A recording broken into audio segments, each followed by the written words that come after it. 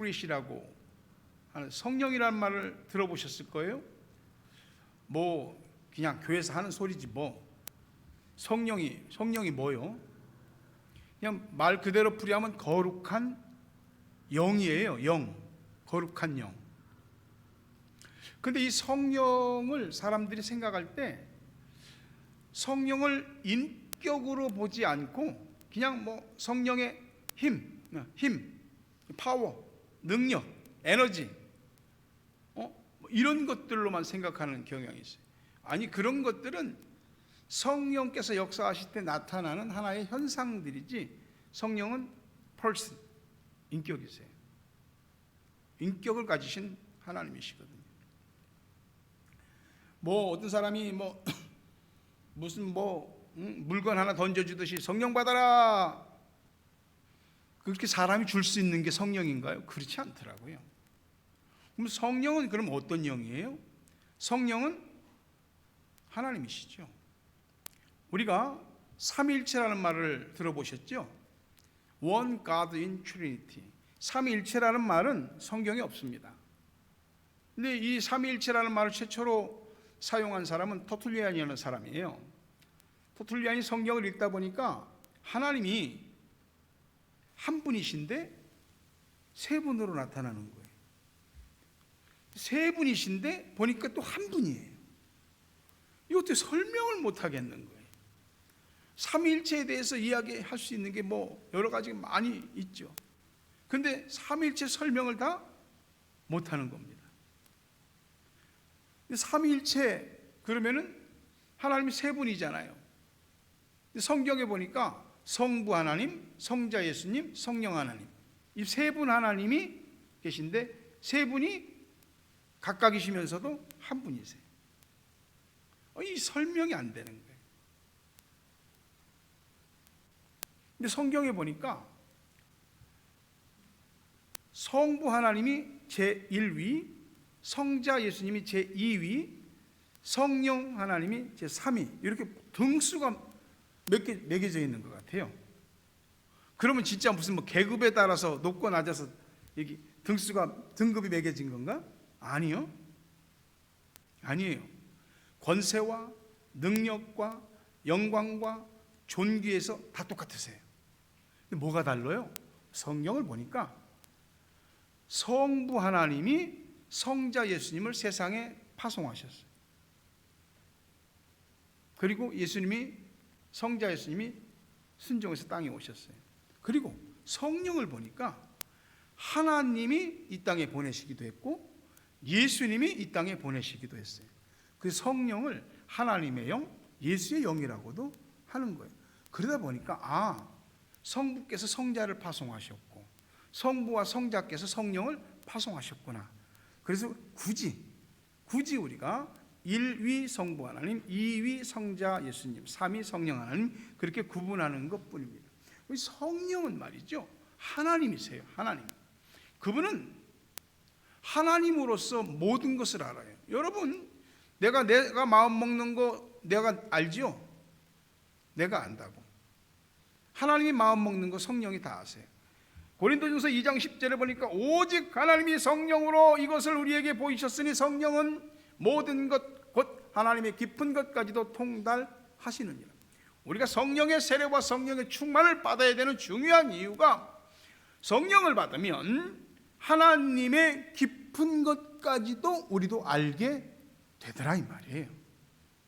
성령을 받으면 그때부터 마치 곤충이 우아하듯이 번데기에서 날개를 가진 나비나 여러 가지 것들로 우아하듯이 그렇게 깨달음이 임하게 되는 겁니다. 요한복음 14장 16절에 보니까 내가 아버지께 구하겠으니 그가 또 다른 보혜사를 너희에게 주사 영원토록 너희와 함께 있게 하리니. 성령은 예수님이 성부 하나님 아버지께 구해서 이 땅에 오신 것이에요. 우리한테 오신 거라고요. 성령을 뭐라고 얘기하냐면 보혜사, 한문인데 좀 어려워요. 파라클레토스. 영어 성경에서는 카운셀러라고 되어 있어요. 또 다른 성경에서는 프로텍터, 보호자라고 이야기하고 있어요. 이 다른 보혜사를, 이 보혜사는 바로 하나님을 의미하는 한문적 표현인데, 또 다른 보혜사 성령을 너희에게 주시겠다. 그러니 그 성령이 지금 우리 가운데 와 계신 거죠. 영접하는 자는 성령을 받게 되는 것입니다. 눈앞에 있는 음식을 내가 눈으로도 먹지만 입으로 먹어야 비로소 내 것이 되는 것이죠. 성령이 우리에게 오셨는데 그분을 영접할 때 비로소 내가 성령 받은 사람이 됩니다. 요한복음 14장 26절에 보혜사 곧 아버지께서 내 이름으로 보내실 성령, 그가 너희에게 모든 것을 가르치고 내가 너희에게 말한 모든 것을 생각나게 하리라. 여러분, 뭐 공부를 하는데 누가 옆에서 이건 무슨 뜻인지 잘 모르겠어, 이거 어떻게 풀지? 어떻게 계산하지? 누가 탁월한 사람이 있어 딱 이거구나 하고 알잖아요. 성령께서 그런 거예요. 예수님이 우리에게 말씀하신 거 다 생각나게 하고요, 또 성령께서 가르치셔요. 그러니 성령을 받으면 내가 성령을 나의 교사로 모시게 되는 거예요. 모르는 거 그분이 다 알려주세요. 성령을 받는다는 것은 그냥 교회 가서 몇 년씩 뭐 배우고 지식적으로 습득하고 그런 거하고는 완전히 차원이 다른 것이에요. 성령을 받으면 마치 성령께서 우리의 이 머릿속에 뭔가를 갖다 빡 전기가 이 전기불 켜지듯이 탁 켜지게, 그거구나, 이거구나. 나를 알게 하고 하나님을 알게 하고 세상을 알게 하고 이 세상이 돌아가는 걸 알게 하고 성경을 알게 하고 하나님의 뜻이 무엇인지를 알게 하는 거예요. 하나님이 구원하시는 역사에 있어서 성부 하나님이 구원에 대한 마스터 플랜을 계획을 세우셨고, 성자 예수님께서 친히 사람이 되어 이 땅에 오셔서 십자가에서 우리의 죄를 대신해서 죽으시는, 다시 말하면 이 구원을 위한 대속을 실행하셨고, 성령께서는 그걸 각 사람이 알게 하시는 거예요. 하나님이 그런 사랑을, 예수님이 나를 위해서 그런 대속의 희생을, 이걸 깨닫게 하고 믿게 하고, 그리고 내가 구원받은 자가 되게 고백을 하게 하는, 성령께서 역사하시는 거예요. 그러니까 고린도전서 12장 3절에 성령이 아니고서는 누구든지 예수를 주시라 할 수 없다. 성령 아니고는 죄가 뭔지도 몰라. 성령이 아니고는 예수가 구세주인지 뭔지도 몰라. 성령이 아니고는 뭐 내세니 천국이니 하나님이니 다 헛소리입니다. 성령이 아니고는 아무것도 알 수가 없는 것입니다. 여러분, 예수 믿는다고 믿잖아요. 그럼 예수 믿는다 그러면 우리가 뭘 믿는 거냐? 그냥 믿어요 라고가 아니죠. 분명하죠. 나를 대신해서 대속해 십자가에 죽으신 예수님의 십자가를 믿는 것이고, 또 그 죽음으로 끝나지 않고 사흘 만에 부활하신 부활의 예수님, 예수 믿는다 그러면 십자가와 부활을 믿는 것이에요. 뭔 예수가 나를 위해 죽었다고? 뭐 예수가 나 얼굴도 본 적도 없는데, 그게 믿어지는 거예요. 죽은 사람이 부활했다고? 그런 일이 있을 수가 있어? 뭐 역사 속에 뭐 보니까 뭐 죽은 사람이 잠깐 살아난 적은 있다 하더라. 죽은 사람이 뭐 부활했다고? 승천했다고? 개코나 그런 소리를 안 믿어지거든요. 근데 성령께서 그게 믿어지게 하셔요. 성령을 모르고서, 성령을 빼고서 우리가 믿는다라고 말할 수가 없는 거지요. 성령 빼고는요 아무것도 모르는 겁니다. 아무것도. 성령은 오순절날 이 마가의 다락방에서 기도하던 120명의 성도에게 강림하셨습니다. 그러면 그게 신약 시대잖아요. 구약 시대에는 성령이 안 계셨나? 계셨죠. 어떤 사람들이 이야기하기를 구약 시대에는 하나님이, 성부 하나님이 다스렸고, 신약 시대는 성자 예수님이 다스렸고, 오늘날은 성령 하나님이 다스린다. 이렇게 하나님을 각각 따로따로 띄워놔서 얘기하는 걸 신학적으로 양태론이라고 그래요. 양태론은 잘못된 것이, 성부, 성자, 성령은 태초 이전부터 함께 계셨고 천지창조를 할 때도 같이 성부, 성자, 성령이 하셨고, 구약 시대에도 성부, 성자, 성령이 역사하셨고, 신약 시대에도 성부, 성자, 성령이 역사하셨고, 지금도 성부, 성자, 성령이 역사하시는 거예요. 근데 구약 시대 때 성령은 분명히 강림하셨어요. 근데 강림하셨다가 그냥 떠나가시기도 했어요. 하나 예를 든다면 가장 힘센 사람을 삼손으로 얘기하잖아요. 우리가 삼손이 하나님의 신에 감동되었을 때 어마어마한 괴력을 발휘하는 거예요. 그냥 엄청나게 큰 성 문짝을 띄어서 어깨에 짊어매고 산등성이로 가지고 올라갈 정도로, 나귀 턱뼈로 1000명을 상대해서 무찌를 수 있는 괴력을, 성령이 임하셨습니다. 그래서 그 삼손이 인간적인 생각과 또 이 들릴라라고 하는 여인의 무릎을 베면서 거기 빠져들어갔을 때 그는 마침내 힘의 능력을 상징하는 머리카락이 밀리고 성령이 떠나셨습니다. 그리고 아주 그냥 평범한 인간, 좀 덩치 큰 인간이 되어버렸어요. 성령이 임했다가도 떠나시기도 했습니다. 그러나 신약시대에 오신 성령은 다시 떠나시지 않습니다. 그 사람 속에 들어오시면 영원히 함께 하십니다. 그걸 내 주, 내 안에 거주하신다 그래요. 성령께서 내 안에 거주하세요. 들어와 살고 계세요. 근데 내가 성령이 내 안에 계신지도 잘 모르겠는데, 모를 수도 있어요. 때로는 성령 충만하지 않을 때는 내가 내 안에 성령이 계시다는 것도 그냥 모르고 내가 원하는 대로 사람을 따라서, 환경을 따라서, 세상의 유행과 풍조를 따라서 그냥 살아갈 수 있어요. 내 안에 분명히 성령은 계시지만 내 신앙은 정말 팽팽한 신앙이 아니라 그냥 멀컹멀컹 물렁물렁한 그런 신앙이 될 수도 있는 거죠. 성령 세례와 성령 충만은 각각 따로 국밥이 아닙니다. 하나로 연결된 거죠. 우리가 하나님에 대한 의식이 희미해진 만큼 세상 쪽으로 가깝고 덜 성령 충만해진, 계속 그쪽으로 가면 나중에 이 팽팽한 풍선이 누가 뭐 바람을 빼는 것도 아닌데 가만 걸어도 보세요. 바람이 빠지더라 조금씩. 나중에 조그매지고 물렁물렁해지고 나중에 바람이 완전히 없어지죠. 내 안에 계신 성령을 의식하지 않으면, 인식하지 않으면 그 성령은 그냥 활동하지 않으십니다. 성령에 관한 책이 어마어마하게 많죠. 신학교 교수라고 또 성경학자라고 성령에 관해서 성령론, 성령이 어쩌고 저쩌고 막 쓰고 정말 좋은 책들도 많고, 여러분 아무리 그랬다 할지라도요, 그 사람이 성령을 받지 못했으면 그건 다 우스운 얘기가 되는 거예요. 나는 여러분이 성령 세례 받기를 간절히 바랍니다.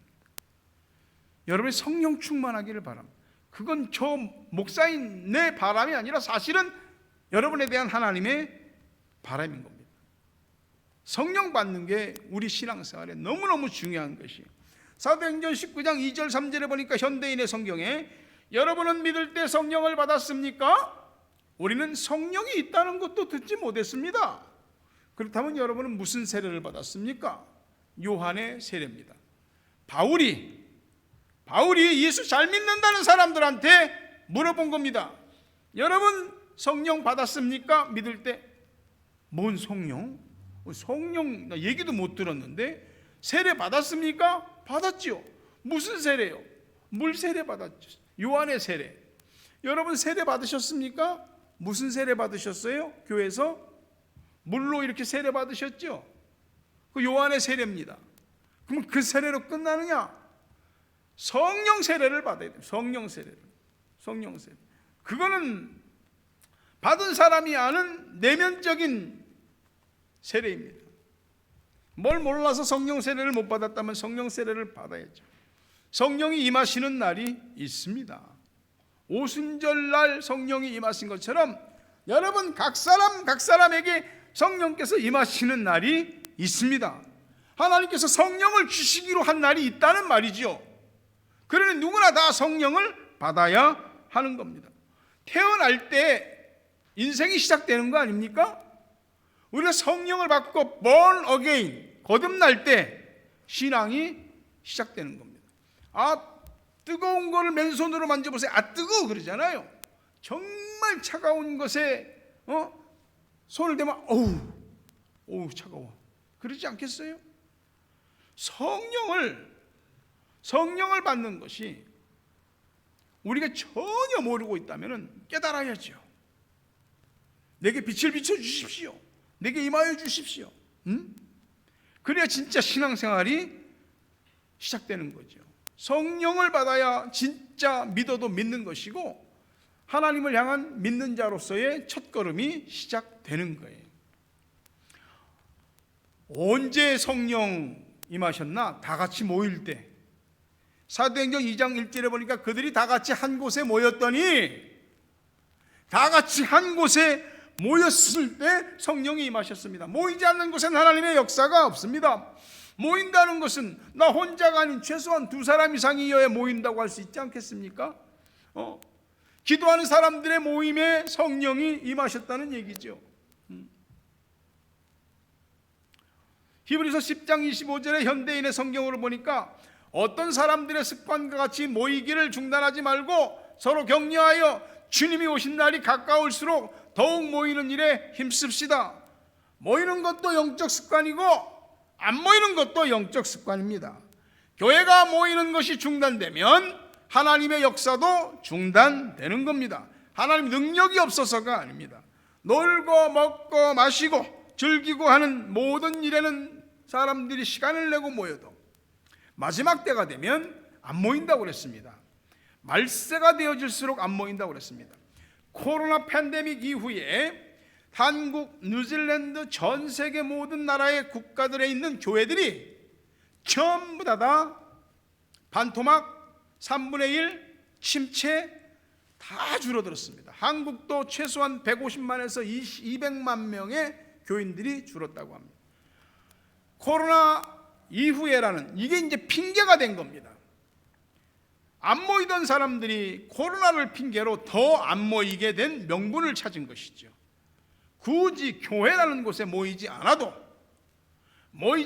내가 믿는 내 신앙을 내가 유지할 수 있다라고 생각하는 거예요. 그것만큼 두려운 교만이 어디 있겠습니까? 마지막 때가 가까웠습니다. 보십시오. 어느 교회나 안 모이기를 힘씁니다. 그 안 모이기를 힘씀이 성령의 역사겠는가? 성령의 역사라고 말할 수는 없죠. 그러지 말고 지금이 어느 때인지를 생각하셔야 됩니다. 굳이 목사가 강단에서 말세니 마지막 때니 이런 얘기하지 않아도 세상이 돌아가는 걸 보면 그것을 알 수가 있습니다. 이 세상에 하나님이 어디 있습니까? 하나님을 믿는다라고 하는 사람들의 마음과 의식 속에 하나님이 어디 있습니까? 기독교 정신을 모토로 세워진 학교들마다 다 성경 구절, 십계명, 사도신경, 주기도문, 하나님 말씀 전부 다 현판 다 띕니다. 그게 기독교가 몰락하는 것이지요. 기독교가 이 세상의 문화에 대해서 어떤 대안들을 가지고 있습니까? 세상의 문화는 얼마나 사람들의 마음과 의식과 골수를 파고들고 정신을 지배하고 육신과 삶을 지배해버립니다. 그러나 하나님의 말씀이 또 신앙적이고 하나님에 대한 영적인 모든 것들이 우리의 마음과 생각과 육신과 삶을 지배하는 것이 뭡니까? 우리가 믿는 사람이라고 하는 증거들이 있어야죠. 성령이 아니고는 그걸 자기 자신의 아이덴티티에 대해서 또 사람들에 대해서 당연히 내가 누구인지를 말할 수 있는 용기도 갖지 못하게 될 겁니다. 성령께서는 나도 모르게 조용하게 임하시기도 합니다. 태어날 때 내가 태어나는 걸 인지하고 태어나는 사람은 없죠. 엄마! 나 드디어 세상에 나왔어요. 없잖아요. 그러나 시간이 지나면 내가 태어난 것도 알고 내 부모가 누군지도 알고 다 알죠. 그러나 어떤 경우에는 성령 받은 것이, 다시 말하면 예수 안에서 새롭게 태어난 것이 확실한 체험을 갖고 태어나는 사람들이 있습니다. 오늘 바로 그와 같은 겁니다. 성령 받은 사람은 알아요. 내가 성령 받았는지 안 받았는지. 마가의 다락방에서 기도하던 120명의 성도들은 자기들이 다 성령 받은 것을 알았어요. 저 사람도 성령 받은 것을 알았습니다. 사도행전 2장 2절에 호련히 하늘로부터 급하고 강한 바람 같은 소리가 있어 그들이 앉은 온 집에 가득하며, 호련히, suddenly, 어느 날 갑자기입니다.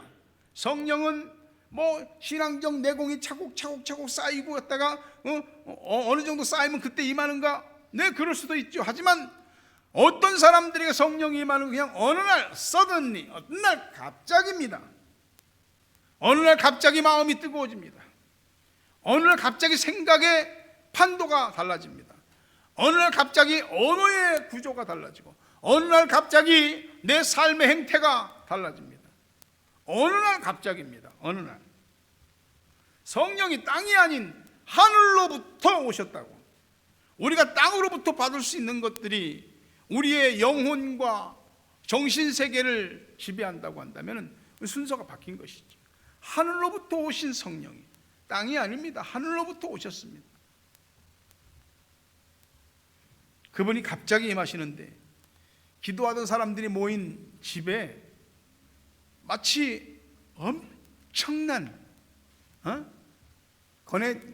거센 허리케인, 토네이도, 이런 바람이 부는 것 같이 온 집안에 그냥 바람 소리가 가득해버린 겁니다. 그걸 혼자 들은 게 아니고 다 들은 겁니다. 여러분, 음식 하나 먹어도 확실한 체험이 되고, 뭐 하나 내가 어디 가서 일을 해도 그 확실한 체험이 되고, 사고나 뜨거운 곳에 뒤었다 그래도 그것이 확실한 기억이 되고, 성령 받은 것도 확실한 기억과 체험이 있어야 하는 것입니다. 성령이 임하신 것이 몸으로 느껴지고 눈으로 보여져야 합니다. 그렇게 되기를 바랍니다.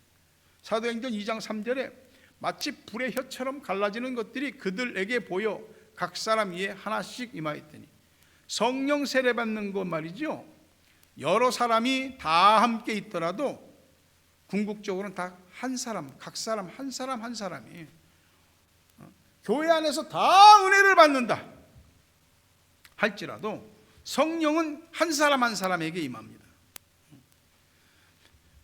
서로 이렇게 보는데, 당신 머리 위에 이 불이? 당신도? 각 사람입니다. 각 사람.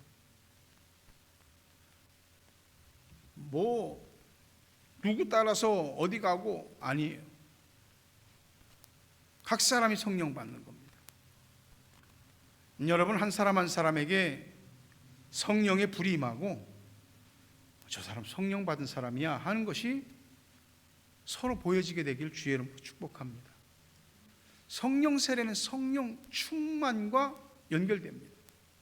사도행전 2장 4절에 그들이 다 성령의 충만함을 받고 성령이 말하게 하심을 따라 다른 언어들로 말하기를 시작하니라. 자, 성령 충만을 받았어. 뭐 해요? 성령이 말하게 하시는 대로 말하는 거예요. 응?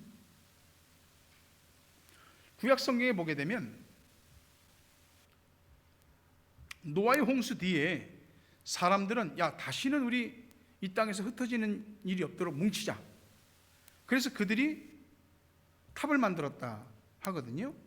근데 이거 사실은 우리가 생각할 때 이 탑이 바벨탑이라고 막 이렇게 마천루처럼 높이 올라가는 탑이라고 생각하는데 아닙니다.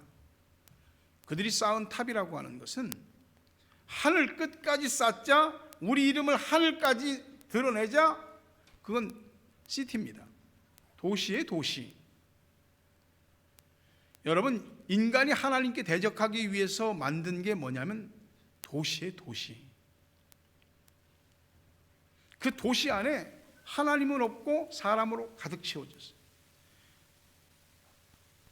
하나님 다 빼버리고 우리가 이 땅에 우리의 세계를 건설하자는 것이 도시예요. 그래서 하나님이 과연 그러한가? 와서 보니 그러하더라 이 말이요.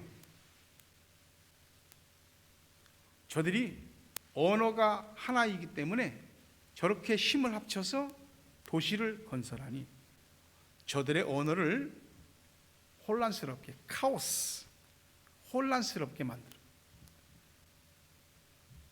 의사 전달이 안 되고 보니까 서로 말이 통하는 사람들이 있는 거예요. 그래서 말이 통하는 사람들끼리 민족을 이루게 되고, 그들은 도시 건설을 중단하고 사방으로 흩어지게 된 겁니다. 그래서 그곳을 바벨이라, 혼잡하다, 언어가 혼잡하게 된 것이 바벨의 역사입니다. 그때로부터 인간의 언어는 오늘날까지 수백여 종의 언어로 갈라지게 된 것이죠. 근데 오순절날 성령이 강림하시니까 언어가 통일이 됐어요. 언어가 통일이 됐어요. 나중에 사도행전 2장을 여러분 읽어보시면 알지만 말하기 시작하는데요, 서로 다른 말이야. 근데 듣는 사람들은 다 자기네 나라 말로 들려요. 세상에 오늘날 AI가 동시통역을 하는 시대가 오긴 왔지만 그냥 말하면 자기네 나라 말로 다 알아들어요. 듣는 사람도 신기해, 말하는 사람도 신기해. 그럼 이 사람들이 성령이 충만하게 돼서 성령이 말하게 하심을 따라서 말했는데 무슨 말 했을까?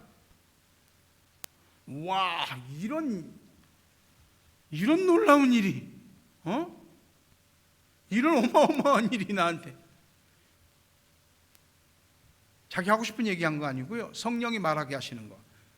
주는 그리스도시요 살아계신 하나님의 아들, 예수가 구세주요, 예수가 바로 우리가 믿어야 될 우리의 메시아라는 것을 전하는 겁니다.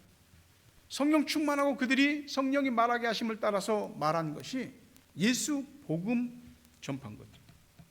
성령을 받으면 언어가 사람의 말에서 성령의 말로 바뀝니다. 서로 받은 은사가 혹 다를지라도 성령 받은 사람들은 다 똑같이 한 목소리를 냅니다. 그것이 성령이 강림하셔서 일어난 일입니다. 난 저와 여러분에게도 그런 일이 있기를 바랍니다. 성령을 받으십시오. 말씀을 맺으려고요, 꼭 성령 받으셔야 돼요. 성령을 받으시면 영적 의식이 생깁니다. 이전에는 전혀 생각해 보지 못했다, 이전에는 전혀 느끼지 못했다, 그런 것을 생각하고 느끼는 영적인 의식, 영적인 감각, 또 영적인 깨달음, 또 영적 사람으로 바뀌는 일들이 일어납니다. 성령의 사랑이 되면 땅의 것만 추구하지 않게 됩니다. 최상의 가치와 최상의 의미가 바로 하늘에 있다는 것을 깨닫고 내가 살아가는 삶의 포커스를 하늘에다 맞추죠.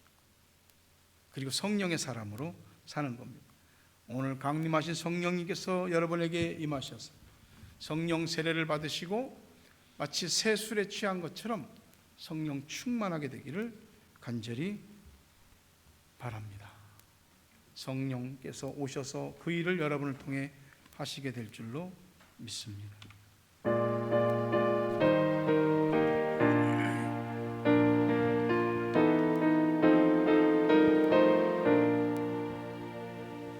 빈들의 마른 풀같이 시드는 나의 영혼, 주님이 약속한 성령 간절히 기다림을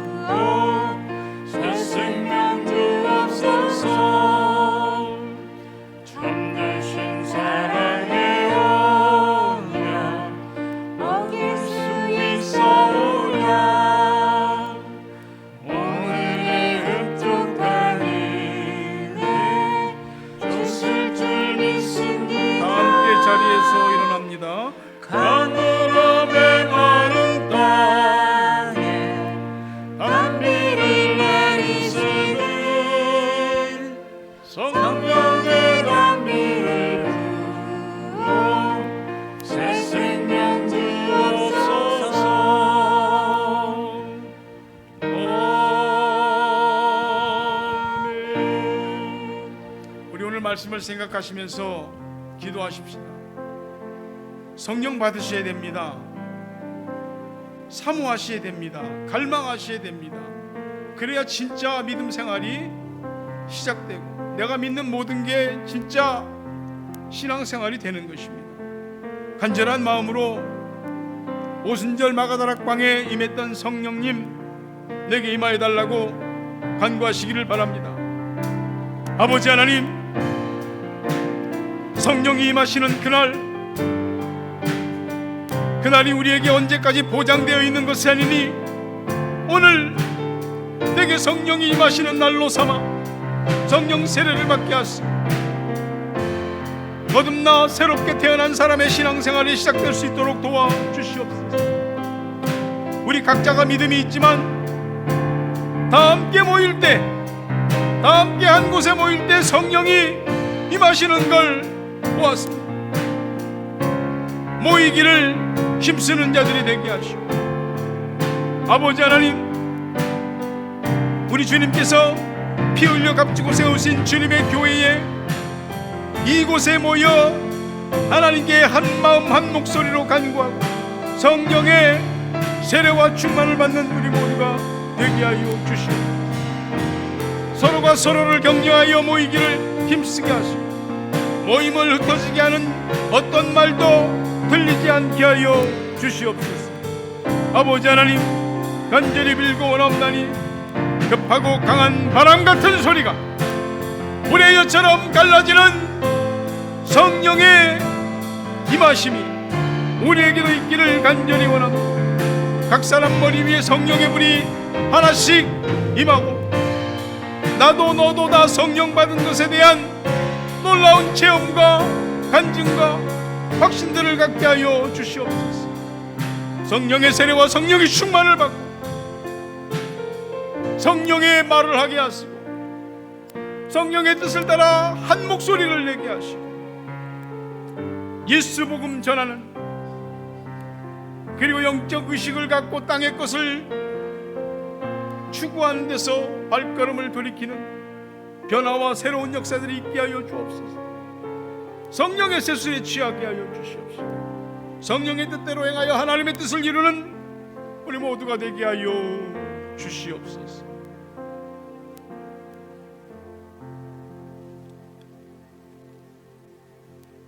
성령이여, 여기 우리에게 각 사람에게 임하시기를 간절히 원합니다.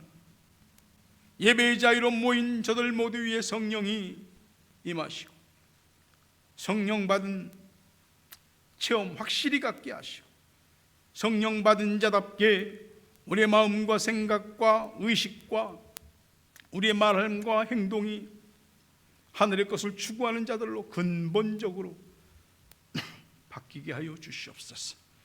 영적 의식을 갖게 하시고 이 땅에 발을 딛고 살아도 내가 하늘의 사람임을 날마다 잊지 않으며 내가 오늘 하나님 앞에 어떤 사람이며 어떤 삶을 살아야 할지를 깊이 고민하고 생각하며 그렇게 주 앞에 달라지는 성령의 사람이 되게 하여 주옵소서.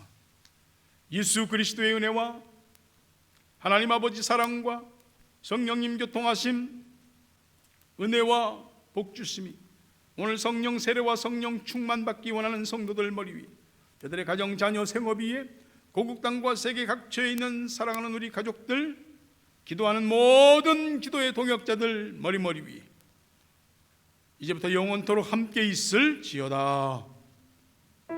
아멘.